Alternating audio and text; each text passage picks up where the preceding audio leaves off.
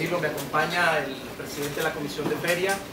Es un honor de dirigirnos a ustedes para darles a conocer que el día 7 al 10 de julio será en la feria, la 17ª Feria FERCON 2016.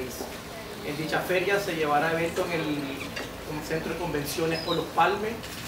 Hay más de 100 empresas que van a participar en dicha feria, con 178 módulos.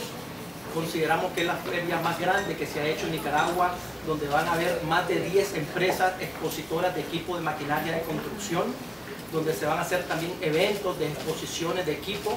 Van a venir expertos para enseñar a manejar y a sacar eficiencia en la maquinaria. A su vez también vamos a tener charlas, vamos a tener conferencias de diferentes temas.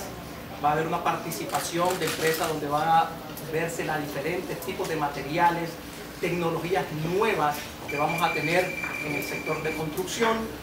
Y estamos viendo también participación de la Embajada de Canadá, la Embajada de Estados Unidos, donde están viendo la importancia de participar a través de sus empresas en nuestra feria. Bueno, efectivamente invitamos a todos los profesionales, ingenieros, empresas, público en general, estudiantes, a que nos visiten el día 7 de julio a nuestra inauguración, que es a las 10 de la mañana. Va a estar también la feria abierta hasta el domingo 10 para que se presenten y conozcan todo lo que la Cámara Nicaragüense va a presentar a través de sus diferentes miembros, de sus diferentes empresas que presentarán.